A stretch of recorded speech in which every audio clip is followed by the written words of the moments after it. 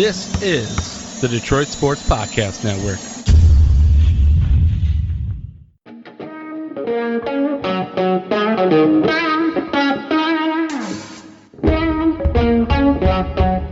The biggest icon in podcasting.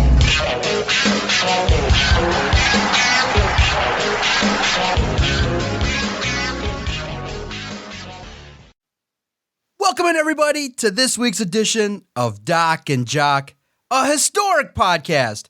Finally, after 30 years, we're talking today on this podcast, your favorite local Detroit podcast, the Detroit Lions winning the NFC North. Finally. I mean, 30 years is a long time. I know the Lions don't want to make it as big a deal as it is, but it's national news. Along the lines of the Cubs when they were futile, the Red Sox, it's the Lions. The Lions, one of the rare organizations who have still never been to the Super Bowl, which is funny because I have a guy that regularly trolls me on our Twitter page at Detroit Podcast and is like, the Lions have never lost the Super Bowl. Well, it's because the Lions have never been in the Super Bowl. But in order to start that process, one of the first steps you got to take is to win your division. One of the early goals for the Lions, I think it was a big, really, the way I looked at it, it was like a big sigh of relief. Like, finally, you feel like you belong in the world of the NFL circles. You can win your division. You can host a playoff game at Ford Field. So many good things to talk about. Recapping the emotions that Adam and I felt during that game. A wild one, a close one. So it was great to be a part of it, to check it all out. Now the Lions are basking in the glow this week of a division championship. Finally, it's not the Packers, not the Vikings, not the Bears, the Lions, because they sit atop the NFC North. Finally, we're talking about something that has not happened in decades. After 10 years of doing this podcast, we're talking about the Detroit Lions, number one in the division. Dude, 30 years. 30 years ago was the last time this team won their division. What were you doing 30 years ago? I'll tell you what I was doing. 30 years ago, I was 10 years old. I was in 5th grade. I was probably dating and breaking up with Jessica Hart over random dumb stuff. I was in Miss Hall's 5th grade class. She was also my science teacher. I was barely able to tie my shoes. I was a mess. I was a 10-year-old hot mess. That was 30 years ago. Fast forward, I got a baby on the way. I'm engaged. I'm doing house projects. Everything is different now. 30 years later, it's nuts to think this team has been so futile for so long that this was one of the things, one of the goals that they laid out at the beginning of the year. And this is one of those things that they could check off that list. You know, Dan Campbell talked about something like this last season, right? And how they had all these goals going into the season. This was the first goal going into the season. It is check this off. You get that home playoff game. You got to go now. You got to win that home playoff game. Then it's win that second game. And then after that, it's go and compete for that Super Bowl. So this is awesome. This is we're checking off things off the list, and this is one of those things that we get to check off the list, something we haven't been able to do for 3 decades. Absolutely insane. What were you doing 30 years ago when the Lions won the last? It wasn't the NFC North back then. I think it was like the NFC Central or something like that, because we had Tampa Bay in our division. It was weird. It was like Minnesota, the Bears, Tampa Bay, and the Lions were all part of that NFC. I think it was Central division. What were you doing, though? What'd you have going on? Yeah, 1993, freshman year of high school, trying to figure it all out. East Detroit High School, repping it out. Luckily for me, it was a different time. 93, you're just trying to find your way. It was not all that much of a big acclimation period. I adjusted pretty well. I wasn't bullied too often, so that was good. I just kept my nose under the radar and handled business, got to play high school sports, so I was part of something. So it was really cool. It was a fun time. I loved my high school experience. It wasn't all that bad because I didn't care. Like for me, I was just kind of a regular individual, not super popular, not so clunky that people didn't like me. I just did my own thing, had a small group of friends, handled my business, and big sports guy.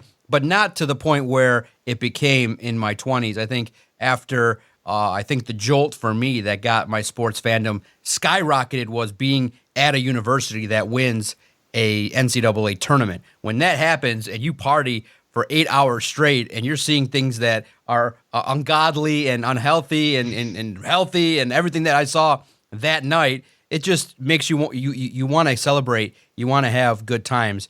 And so being a Lions fan, it was crazy because it just always came with like, okay, you win your division in the 90s. It was always every other year. And it was just coming off of the heels of 91. You thought, based on what John Madden and Pat Summerall said, that the Lions were going to be the team of the 90s. Well, unfortunately, it didn't happen because the Cowboys went on to become the team of the 90s. And you just saw with Jimmy Johnson what Emmitt Smith and you saw what superstar. You always knew, okay, the Cowboys are the superstars. That's the class of football. And it never really felt like you were in that class ever. It was weird because you could juxtapose both teams, right? You had, like you said, the class of the NFL with the Dallas Cowboys, and then you had the Lions, who just seemed like they could never get it right. Like they always had an adequate amount of talent, but you just couldn't put the puzzle pieces together, whether it was coaching, whether it was the offensive line, whether it was the defense, whether it was Barry Sanders just faxing in his resignation. Like it was always something. It was a team that was very destitute, just couldn't get it put together in the right way. And then you could look at the Cowboys, who always seemed to have the ship righted. I mean, they had things going on, obviously, but they always seem to be able to show up on Sundays and get big wins. So it's weird to now come full circle, and we're going to be playing the Cowboys this week. Like we just clinched the NFC North. We're going to be taking on the Cowboys, who are looking to try to wrap up the NFC East. They've got a little bit more of a harder road than we do, but absolutely bonkers that those were the two teams that were supposed to be the teams of the 90s, and really only one of them was. Yeah, it was crazy because there was never really that belief. You just felt, okay, you're not part of that club. You're not part of the Giants, 49ers. You're not part of that deal, but you're trying, and Wayne Fontes kind of teased it. He was like a tease, and you always felt like, okay, maybe they could have a good year. Maybe they could move things forward with Barry Sanders and things like that, but it just never really got off the ground too much beyond 91. Yeah, they made the postseason, but each an opportunity that they did, whether it be against against Washington or the Packers, just weird, unusual things would happen, and it would prevent the Lions from winning. And then they tried different things. They tried to go outside the box with Matt Millen, and it just never happened. And finally, Sheila took over from her family, and now she set forth a path with a coach that identifies with the city, former player. The players respect him. They understand what it's about. It's a young team built in the trenches, and I just think that the way in which it went down, I thought it was apropos. And here's why, cuz everybody that's listening, you, me, anybody with a pulse was screaming their head off at John Kaminsky. And why?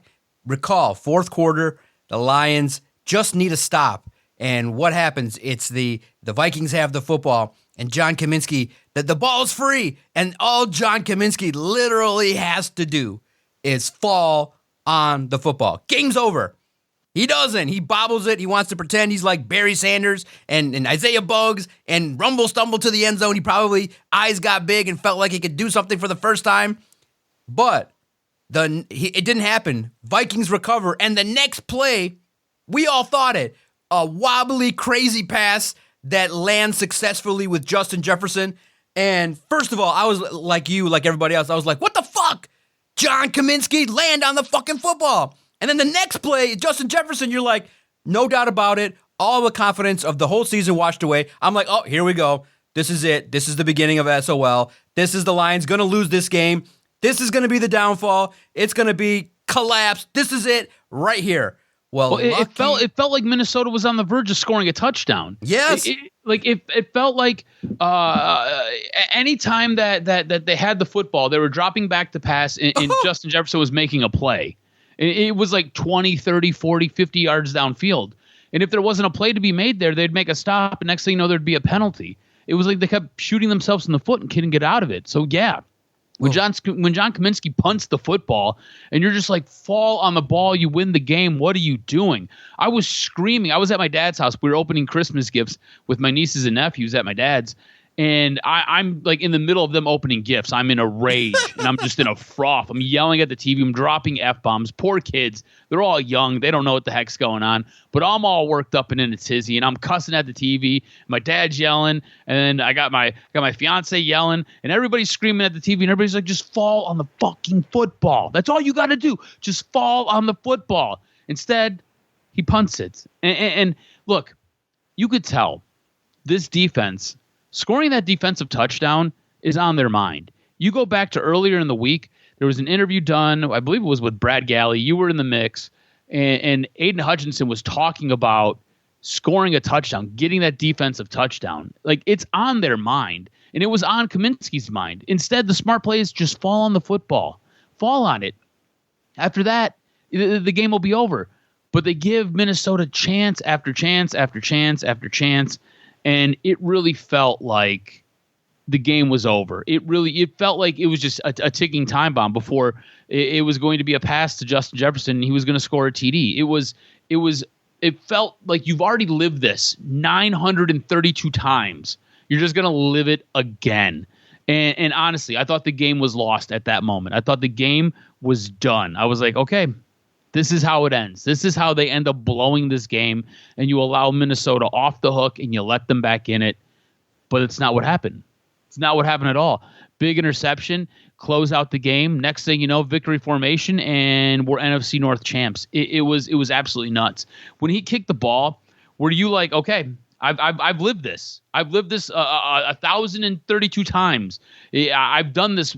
I can go back through the annals of my history, and I can pinpoint how I've done this before. Did you think like that, or were you like, no, we still got a chance? And did you not waver in your belief of this team? No, I thought the collapse was happening. I was like, we're going to be talking about Nick Mullins having a game-winning drive. This is going to be terrible. And luckily, it was Nick Mullins. Luckily, any quarterback would have hit Jefferson because Jefferson's open. I mean, any quarterback with an arm, Kirk Cousins, anybody that wasn't Nick Mullins that saw Justin Jefferson would have got the ball there. If you look at that pass, Mullins uses the worst technique possible in regards to the way his legs are positioned, the way his body's opened up.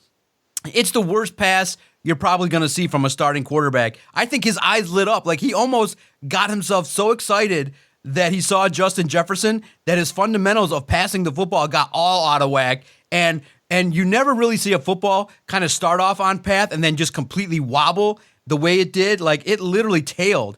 And it was such a poorly thrown ball that the Lions really did fade a major mistake, but they got the turnover. They forced it all. They basically, the way they did this game was kind of how they believed that they wanted to win it, was focus on your offense, let your defense hold on.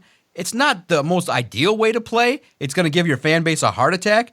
It helps in the regular season, but with this roster, the way it's constructed, it wouldn't win a playoff game, but luckily you're going to get potentially 3 defensive studs back by game 1 of the postseason, so that's going to definitely help the cause. But yeah, I was not confident at all. I was nervous, trying to type and kind of hoping like, oh God, please don't let it be a Vikings comeback because that's just going to shred up the. But by then, the story was written. At that point of the game, I had written, okay, Lions vanquish Vikings, they win the division. So I didn't want. You always try to think, okay, if they end up losing, I got to tear this whole thing up and rework it and get it out in a timely manner. It's not going to work. So luckily this year I faded all of that, but luckily that interception happened. Dan Miller's call was epic. It was crazy. Real quick side note, if you check that video with Aiden, he shoves the reporter's hand away. That was me.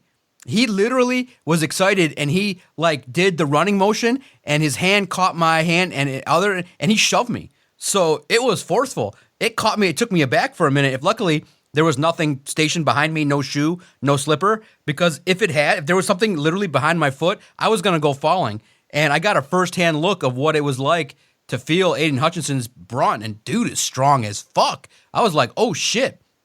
And luckily, it was just a brief second. It didn't hurt that much, but it was forceful. Like, he got me out of the way, and I was like, ho, ho, ho. Luckily, nobody said anything, and it wasn't like something. But if there was literally a slipper to my left, he would have sent me into another reporter into the ground. And it would have been funny. It would have been hilarious. But he was excited. And I asked the question that Brad followed up on. I asked because, Aiden's media sessions are a little bit, serious. So I said, hey, man, what was it like when you saw Bugs running? And he got excited. And then Brad asked the follow-up in regards to, Effie told us too that everybody wanted Bugs to throw the ball back. I think it's an instinct with these defenders. They just want, at that point in the game, you got to know situational awareness. And I think Cuz too, it does speak to, look, it's a mistake, it happens, but in a playoff game, those kind of mistakes get magnified against good teams. You got to be critically aware. The timeout usage and some decision making that Dan Campbell's doing it's not terrible, but it's less than prime and perfect. So it hopefully what you hope for is after 17 games, every lesson that's been learned can definitely be applied to a playoff game. And cause it's getting there. It's potential more than 50% that it's going to be the Rams and the Lions. And that is a game in which you're going to have to be more precise than normal on defense and on offense, because Stafford knows every nook and cranny of that building. He's going to have great weapons, and I just think that it has the makings of a classic football game back and forth. But the Lions in the next two games definitely have to tighten some things up on both sides of the football.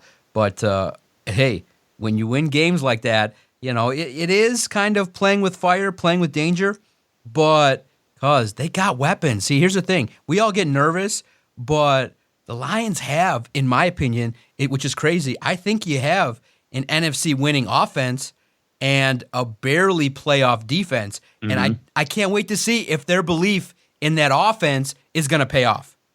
Yeah, and you know what? Speaking of the offense, this is something that I had mentioned to you on Christmas Eve when I had seen you later on in the evening. I have a real issue with some of what Jahmyr Gibbs is doing right now. You didn't see a lot of this early in the year. You didn't really see a lot of this even in the middle of the year. But the last couple games, I've seen this more and more. It's a lot more east and west instead of him just hitting the hole and going north and south. Jahmyr Gibbs is now getting the football. He obviously, you can see he's getting more comfortable. He's grown in his role. He gets a much larger share of the carries, and he's a much larger part of this offense. And with that, I think he's trying to hit those home run plays a little bit too much. And you just have to kind of follow the way the play is designed. He's such a good running back that if he just follows what hole is supposed to be open, which gap is supposed to be open, on top of that, your offensive line is incredibly talented.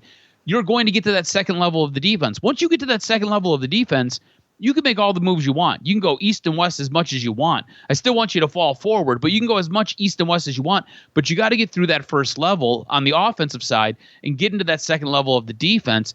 And what I'm seeing is there's a lot more dancing going on with the football, especially behind the line of scrimmage. In this game specifically, there were at least two different opportunities. He could have ran forward, picked up a first down. Instead, he starts doing the icky shuffle behind the line, and he's losing yards. He's getting tackled for a loss, and they're in the end, they're not converting on those third downs, and now they've got to punt the ball. When you get into a playoff situation, like you said, these moments become much more magnified. You get less time. You get less time with the ball. You get less time as an offense. You get less time in general. You have to know what you're doing. You have to hit that hole. Once you get to that second level, you can dance as much as you want as long as you hold on to the football. I don't necessarily care because he is a special talent.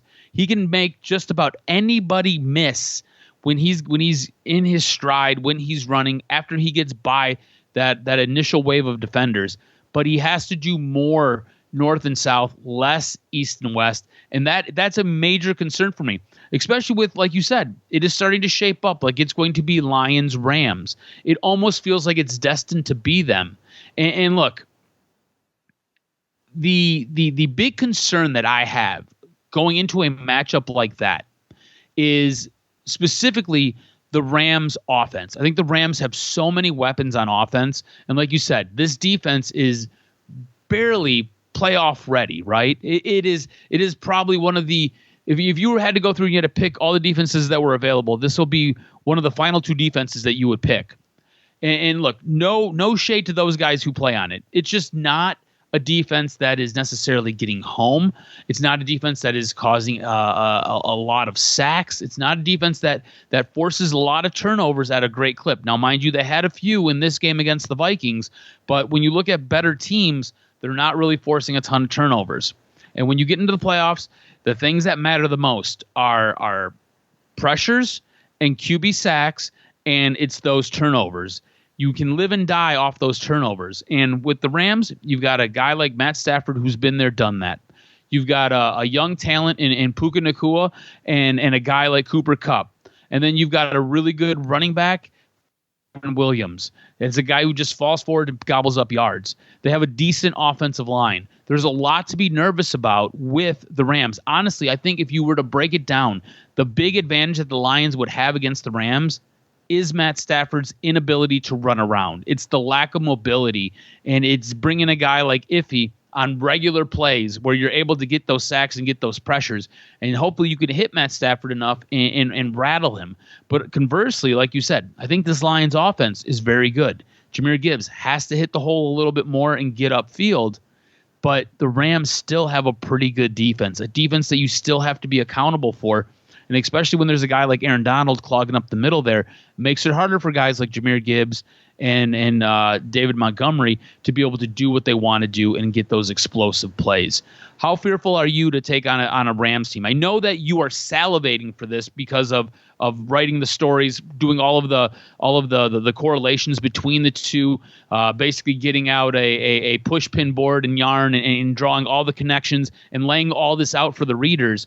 But in your heart of hearts, how scared are you to take on the Rams? Because for me, this is probably the worst matchup for the Lions. It's the worst and the best, which is crazy, because it could also bring everything full circle. It could end the Stafford debate if the Lions, Kirby Joseph and Ifeatu Melifonwu and CD Deuce are able to get a pick six, or if Aiden Hutchinson can break through a little bit and sack Matthew Stafford, being that he's not as mobile.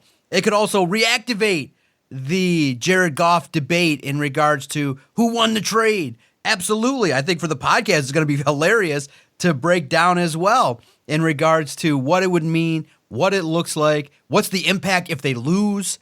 It's just going to be wild because I think it would be the ultimate letdown if you finally, the byproduct of winning the division and what could happen the next 2 weeks is there's opportunities when the regular season ends to play more football at Ford Field, because it's the very first home playoff game, and it's going to answer questions in regards to the defense, Brad Holmes' decision not to add a veteran, to trust that James Houston and the young talent on the defensive line mixed in with a couple veterans can come in and handle business. The fact that you get CD Deuce back maybe for the playoffs, hopefully for the first game, that signing will be then looked at in the future. You get Jared Goff, the ultimate referendum game, Dan Campbell in the postseason, because in the NFL, life moves fast.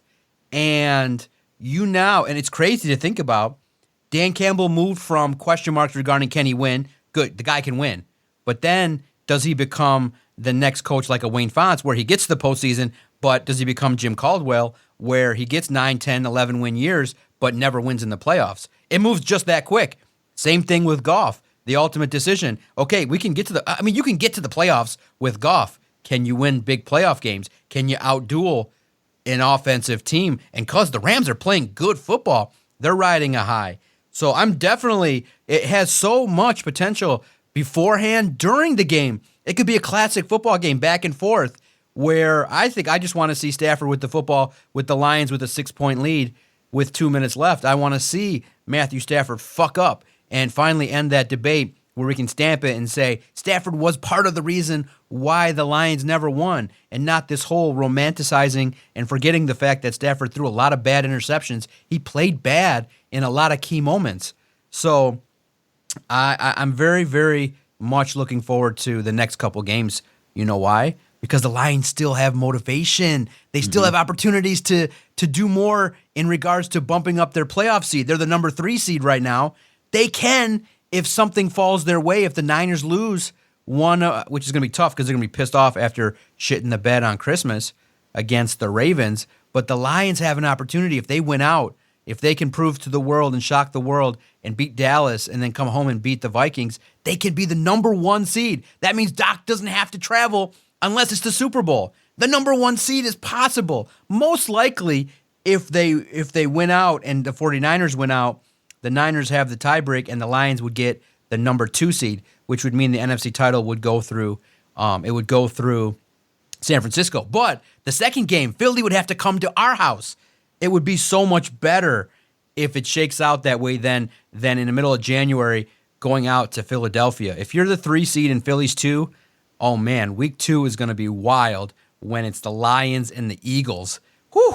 But if you beat the Eagles, you're now primed to go out to San Francisco and get it done. So it's just a lot of good motivation too. And you get weapons back. You get 3 potential defenders back on a team that I think is starting to play well. So it's important, in my opinion, to have as many home games as possible, but you definitely don't want to play bad and shit the bed. But because you got to remember too, if this also goes historic, and remember, I said this to you on a podcast after reading Jimmy Johnson's book.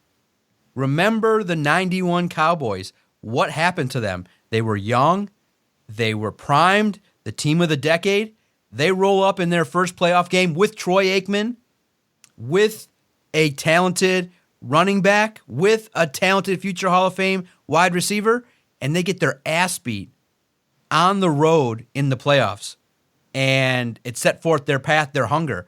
That may happen to the Lions if it's the Rams. It may happen. But I think in years past, where everybody would be doom and gloom, I think it would light the spark that would probably get the Lions farther in the future. The Lions have no experience in the playoffs.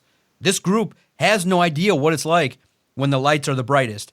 They have no idea. Now, you and I have done 1,000 podcasts together in wrestling and sports, but we've done it in our safe zone.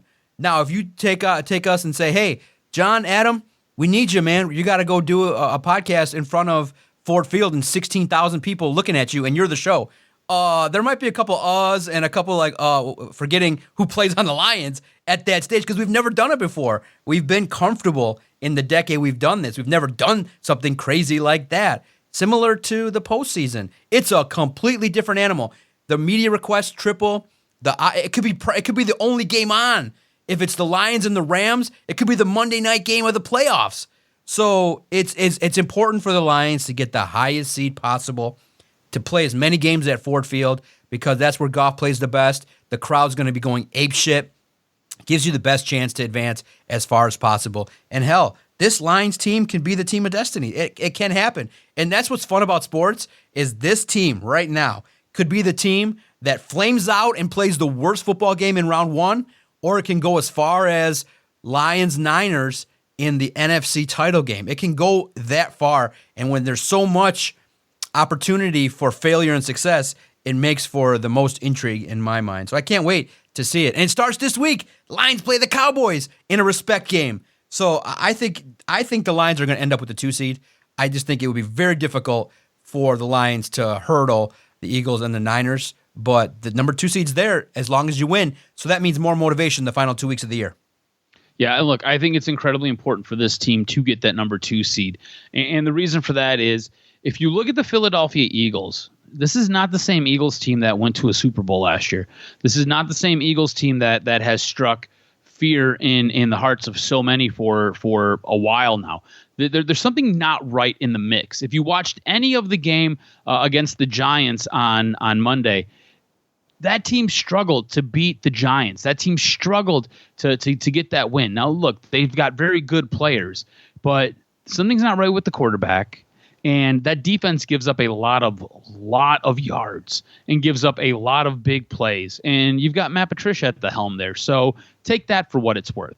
But I think it's incredibly important for the Detroit Lions to secure that number 2 seed. And like you said, it all starts this weekend when they're taking on Dallas. If this Detroit Lions team has to go to Philadelphia, I don't give them a lot of I don't give them a huge chance to get that win. Look, it'll be cold. It'll be outside. Philly is an incredibly rough place to play as it is. On top of that, Jared Goff, not the most successful quarterback when it's cold, when it's somewhere else, when it's an incredibly hostile environment like that. This team, I think, is built to run the football, which bodes well for them.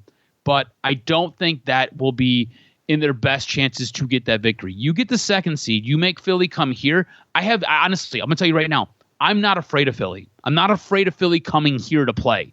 Philly comes here to play, I think the Lions win that game.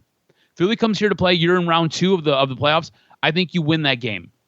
I think then you're looking to take on the 49ers because the 49ers are an absolute buzzsaw. Yeah, they ran into another buzzsaw on Monday night when they took on Baltimore. But the 49ers are one of the best teams in the NFL. Right now, 2 best teams in the NFL, 49ers and Baltimore, and they had a hell of a game the other night. All that being said, I think the Lions can take care of business at home in round 1, whether it be the Rams, who do give me a lot of fear, whether it be Seattle, whether it be anybody from the NFC South, whether it be anybody else from the NFC West. It doesn't necessarily, or even the NFC North. I'm not afraid if it's the Vikings or Green Bay, even though Green Bay beats you at home. I'm not afraid of them. Okay? You get that second seed, you get Philly to come here, I think you can take care of business. And then, you know what? You've done a hell of a job. You've done a great job, and it sets you up for the future. And, you know, if you get to that NFC Championship game, we can talk about different things. We can talk about really magical moments then. But I think it's really important and imperative for this team to get that second seed as of right now. Currently locked into that third, but I think they can secure that second seed, and this team can rock and roll to an NFC division, into an NFC Championship game. Man, cuz I just was thinking as you were talking, were there any NBA games on Christmas? Because I'm going to say this, I absolutely loved the triple header on Christmas. Sat my ass down, hung out, drank wine, and watched football and tweeted for 9 hours. It was amazing, and especially to cap it off with the Ravens and the Niners. It felt like the main event. And you know I'm on social media, almost addicted at this point. I don't think I saw a single NBA tweet, reference, highlight, score, nothing. The NFL took it over. And I was thinking, and everybody was like, they were happy. It was something to watch, something to talk about. You didn't have to mingle with all the ladies and they're chirping and about obviously I got one of the best presents I ever got in my life. So that took me away from football for about 10 minutes. But other than that, it was great. I got to finally relax and just watch football all day long. I was like, this is the NFL takeover. This is great. And especially though, hopefully the Lions don't ever end up on Christmas, because that would be the biggest buzzkill on earth. It was tough with being it on Christmas Eve, but the NFL took it over and I loved it. Did you watch football day and night? All day, all night. It was beautiful. The moment I woke up to the moment I went to bed, I watched it. It was great. The NFL having the triple header like they do on Thanksgiving on Christmas Day was absolutely fantastic. I loved it. You know what? I couldn't tell you if they played a basketball game because I didn't care. I didn't care to watch. I was so engrossed with what we had going on with the NFL. It was absolutely fantastic. Yeah, I'm looking now to see here. Yesterday, the Mavericks played the Suns, 128-124 Mavericks win. The Heat beat the 76ers. Celtics took down the Lakers. Bro, they overshadowed the NBA with good games. There wasn't a tweet. Nobody cared. Nobody was relevant that was important was talking about the NBA. That's crazy, bro. NBA's got to be pissed because that was like their Super Bowl. And that's what we would settle. We'd be like way on in the background. You know how it is when you're hanging out with family. You're watching and sometimes you're just passively talking, but it's on in the background. That's how we treated the NBA. It was on, but nobody was talking about it. Yeah, a couple of LeBron debates, a couple of Pistons. Yeah. But everyone else would just get back into what they were doing, having cocktails, drinking, hanging out with the kids. NFL, 7 dudes just laying on a couch, not one of them interested in anything but the NFL. And it was awesome. I thought the games were great. I thought that the Giants making the comeback and the Eagles shitting the bed and the fans getting antsy, then capped off with the nightcap, I thought was spectacular. Man, it was fun. It was so fun. And it just goes to show you that NFL's king. And if the Lions can end up now moving forward, it's going to be an opportunity now for the country to see them again in prime time this Saturday. It's confusing, guys, but technically, okay, don't get confused. It's technically Monday Night Football, but on Saturday night at 8:15. It's going to get the Monday night treatment, the music, the pomp and circumstance, the announcers, but it's a Saturday. It's Monday Night Football on Saturday, and that's the way it's going to go. It's interesting. Real quick sidebar. Did you see that mistaken graphic of putting that Lamar Jackson had a 69 QB rating. I thought that was funny. And then the ref falling down was utterly hilarious. That shocked everybody. It was like, what the hell's going on? You forced Lamar Jackson into a safety because you're a boob and can't figure out you got 2 left feet. It just had everything. It had controversy. It had 2 teams that were high profile, and you're buzzed. You're feeling good. Oh, man, NFL's good. And now the train keeps rolling. You get 24 hours to celebrate the Lions and what they can be about in the playoffs. And now you got the next matchup, which I think it should be viewed bigger than what it is. I asked Jared Goff on Tuesday at his media session. I said, look, I know you don't make the schedule, but how valuable is it to play the Cowboys right now at this point in the season? Because it's a measuring stick game. You can kind of see how you guys stack up against the playoff team. And I can't wait to see it. Win or lose, it obviously matters for seeding. It obviously matters, but not to the degree that we don't have to catastrophize anything. Now, yeah, this won't wreck the season if they lose, right? But it is a big deal. This is a measuring stick, like you said, and if you're looking to get that second seed, this is a game that you have to have. You need this game because right now the only thing that's separating you and the Eagles is your strength of victory. Right. So you go through the schedule, who's got better victories, and right now the Eagles do, and it's by a slim margin. So you need this win. This would be a huge win to really catapult you up in those rankings. Especially, it's the Cowboys. It's in Jerry World. It's in front of the nation. Only teams. I hate Dallas so much too. Yes, they've done us wrong. They won last year. It'll also bring full circle what happened with the playoff game. So it's got a lot riding on this game, and I think the Lions also want to prove too that they belong. But at first, I just can't believe that the opening line was Lions +6. Is that too much disrespect by Vegas? And I know they don't do it off of teams. They do it off of what they think bets are going to take place at. But Vegas knows a lot. I thought Dallas would open up -3. I thought 6 is a little disrespectful. Well, Dallas is very good at home. Yes. Dallas, I believe, at this point in the season are 7-0 at home. Completely different animal at home compared to going on the road. On top of that, Lions, not as good of a team traveling. And you could look no further than your quarterback. Tends to struggle a little bit when he goes on the road, and especially in big games. This is going to be a big game. So I think the line of 6 is probably accurate. Home field's usually 3. You factor in the Cowboys are undefeated at home and are really, really good at home. And you add in that the Lions tend to struggle a little bit in some of these bigger moments and on the road. I think the line is fine where it is. The one thing the Lions have going for them, I think they're 5-0 this year in primetime games. This is a primetime game, so that bodes well for the Detroit Lions. So hopefully those primetime kitty cats show up and take down these Cowboys.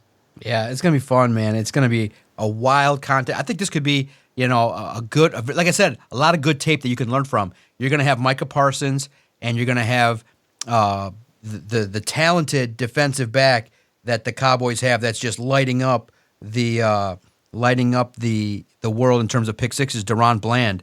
I mean, Diggs went down with injury, and this dude picked it right back up and had a game in which he had like two pick sixes in the same game. I think he's got 8 interceptions, I think 5 touchdowns, and the man is sick. So this is a great prime opportunity for the Lions to learn if Goff does indeed toss a pick, or if Micah Parsons comes from a variety of different places, how they're going to handle it. And I think it provides this team an opportunity to see what it's like to face. Really, it has a feel of a playoff game. It's going to be big time viewed, lots of attention, lots of individuals looking at how this game is going to shake out. You have the Cowboys too, who don't want to be viewed as frauds. They want to get back on track and do their thing. They want to continue and get to the highest spot that they can get. And you recognize, oh boy, this Lions football team is going to get a test. You get CeeDee Lamb, you get an offensive line that's been doing some things, opening up some holes. But I think just this game, which Dak Prescott are you going to get? Are you going to get lights out Dak, or are you going to get Dak that throws the football to our secondary? I can't wait to see it. I think it really has the makings of a classic showdown. Yeah, I think you're right. And I think that's probably going to be the biggest factor in this game, right? Which Dak Prescott do you get? Which Dak shows up? Is this the Dak that we kind of seen on Christmas Eve, or is this Dak who's going out there throwing 3 touchdowns, 325 yards, and lighting everything on fire? If it's that Dak Prescott, we could have our hands full. But look, I think the Lions go down to Dallas. They go down to Jerry World. I do not believe that they embarrass themselves. I think they hold themselves accountable. I think this looks like a good team. In the end, though, I think that Dallas overpowers them, but I think it's a very close game. I think this is one of those games where Detroit will end up losing 24-21. It'll be a back-and-forth contest. I think the Lions are going to get Dallas's absolute best game, and I think they'll come up just a little bit short. I feel like if this was played at Ford Field, it'd be a different story.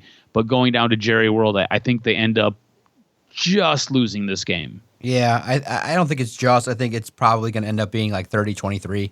I think that it'll be something that, look, we hate to say it, you're not going to get any calls. You're probably going to get fucked over. Aiden will not see a single holding call. You'll probably see, Cam Sutton make a legendary play. Then they'll wait 1, 2, just wait and count. 1, 2, 3, 4, flag. Holding. You'll see every little nudge. Aiden finally gets through to Dak. He gets a shoulder into him. Roughing the passer. You're going to see everything go against the Lions, and I just think it's just too much of an uphill climb. I don't believe too much in the up-down theory. I do think there is going to be an emotional letdown. You cannot not have it. I mean, you just won a big game. You're going to be emotionally drained. Look, Tuesday's first practice is a walkthrough. It's if it was Sunday, I give it more competition, but it's one day less. These guys are beat up. They're hurt, and I don't know. I don't know if they're going to be up for the challenge for all 60 minutes to fight the level of competition from Dallas, the officials, being on the road, having the motivation exactly needed to where they're going to play at their absolute best. And I just think that, just not that much.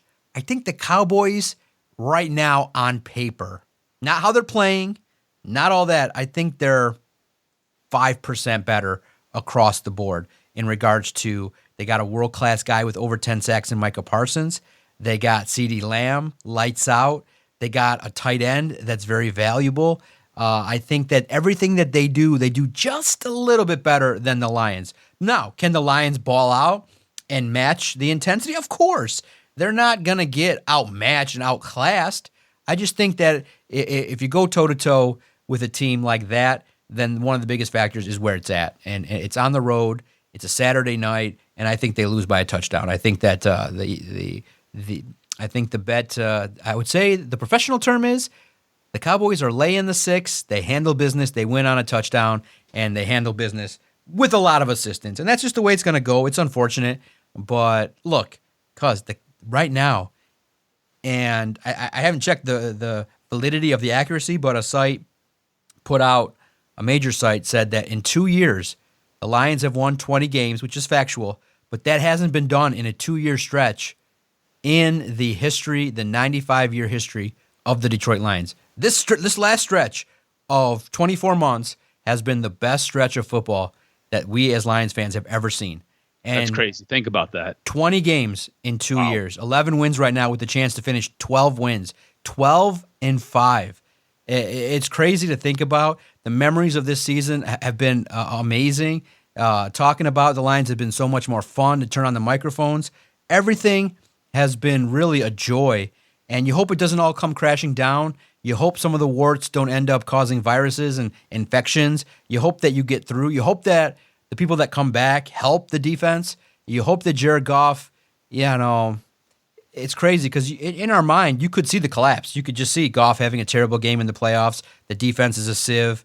You have bad play. You have the mistakes. You have Dan Campbell. You could see the complete collapse. You could see it. It's not out of the realm of possibility. But I'd like the story to have a happy ending where they win the playoff Can you see game. it? Can you see it because you've lived it before, or do you see it because you see it with these guys? Because I see it because we lived it before. It goes back to that Minnesota game that we just had, where I've lived that ending before. I lived it where the team could have ended the game, but they kicked the football, and next thing you know, You've got Minnesota coming down the field, and you can't stop them. And all they do is they just drill it into the end zone, and you end up losing. I've seen the collapse in Dallas before. You can go back just a few years in the playoffs where they had that collapse.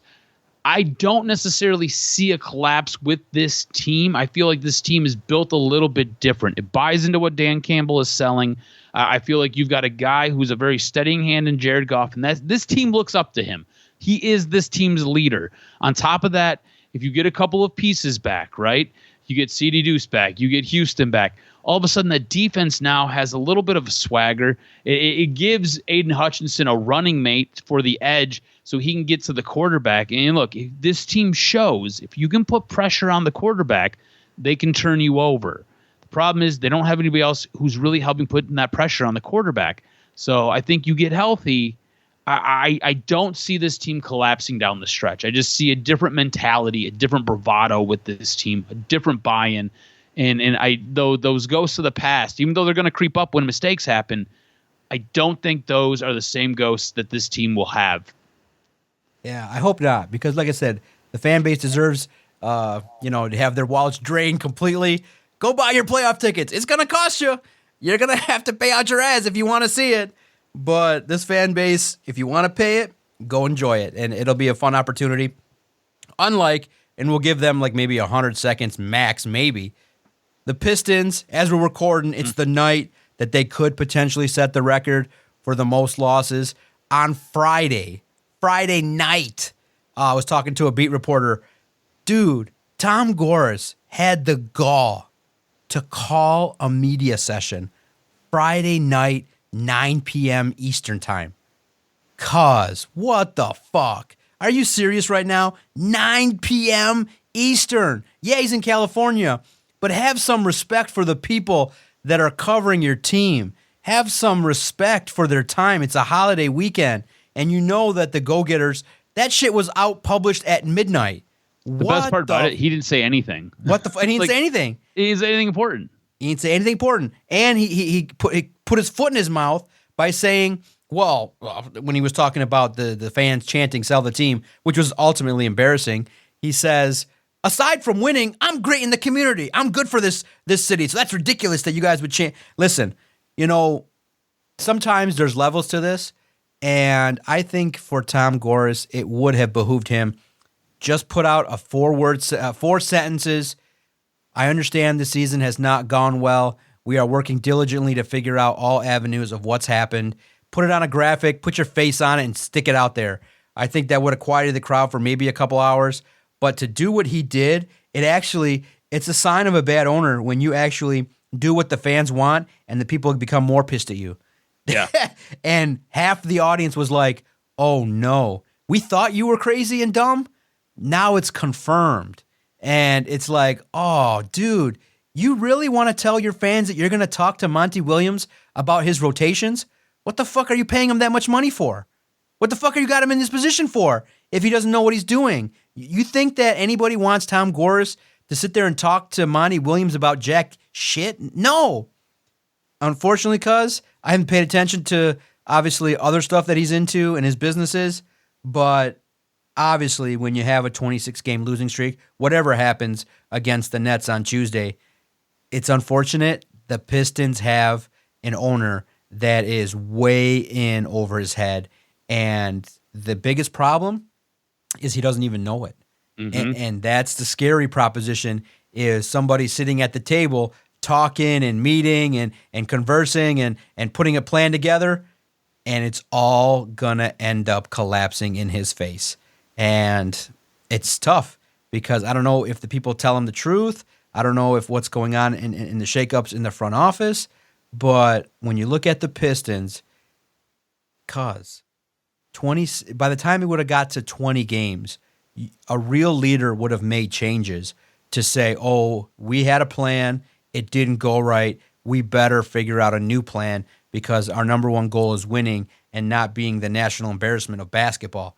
Because there's no end in sight. If they lose Tuesday, there's no end in sight. There's no literally, you're going to lose 2 consecutive months in a row. 2 where you win no games. A young core who's whose confidence will be shattered. All the jokes. I mean, at this point, you got people putting out AI-generated jerseys of kids crying, getting Pistons jerseys. It can't. I didn't think it would get worse than that. It'll get worse. My jokes are bad. They can get. Look at the sophistication in regards to the jokes that people are telling. It's embarrassing. It's not, like I said, we're fans. This is embarrassing and it's not right. I think the guy who I feel most sorry for is Cade Cunningham. This is a guy who won at every level, comes to the Pistons he embraced being the face of the franchise, only to be the face of this franchise and what this franchise has become, which is a laughingstock. And look, I hope they get the record. I want the league to step in and force Tom Gores to sell, or at least remove any of the responsibilities to make decisions for this team, because like you said, he's in over his head, doesn't actually understand what he's doing, has no idea, has hired a lot of the wrong people. Those people need to be broomed out. There has to be some accountability for this team, right? Like you have to at some point, the owner, the front office, the general manager, the coach, all of them have to be held accountable. I want Adam Silver to come in. I want him to blow this entire thing up. And look, if you have Monty Williams as collateral damage, then so be it, right? It's almost like they went out, they drafted this team, or they put this team together, and they went out and they got Monty Williams. They're like, here, we need you to coach these guys. And he's like, none of these guys shoot three-pointers. He's like, I run an offense that shoots threes. They're like, don't worry, you'll figure it out. Monty was like, how much do I get paid? And he was like, that much, huh? They're like, yeah, a boatload. We backed the Brinks truck up for you. He was like, all right, cool, I'll figure it out. And he hasn't been able to figure it out. So, like, if Tom Gores has to go, he goes. If Troy Weaver has to go, he goes. If the constituents in the front office have to go, they go. Monty Williams has to go, they go. Look, I like Cade. I feel really bad for him. I think Cade could be a special player. All right. I like Jordan. I like Ivy. I like Duran. I like all these guys. They've got pieces, but none of it works with the way this team is constructed. With the way this team is put together, none of it works. And it's really sad to see. It's really, really upsetting. This team needs to be imploded and needs to be gutted from the inside out. Yeah, no doubt. Facts. It's just stench that reeks not only in Michigan, but now across the NBA landscape. Let's just see what happens. And here's the tough part, too, because the second that they win, they're irrelevant. We won't talk about them. Oh, I don't care. The next thing I'm waiting for is Troy Weaver getting fired. Maybe the situation that could happen is they lose on Tuesday and they blow out Troy Weaver on Wednesday, and you at least get a semblance of hope that a fresh start could happen. And we'll see what happens. But it feels like the season's completely lost.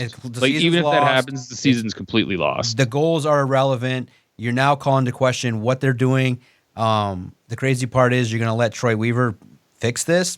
Please. You have lower than low confidence that Troy Weaver picking the ingredients is going to lead to anything but crap. And that's the worst thing is eventually they're going to be irrelevant when they get their W, and that's going to be unfortunate. But let's see how crazy it could get. I'm tuning in Tuesday night for sure to see the train wreck. I'll see what it's going to look like. Are the fans going to chant sell the team? Because we saw bags over the heads of fans. I mean, it was like a flashback of nightmares from when Kenny and I were season ticket holders. The bags, the chaos, the sell the team, it's too much Pistons, too much stench. Cause it's gonna be a fun weekend. Saturday night, primetime Lions again featured in front of the country.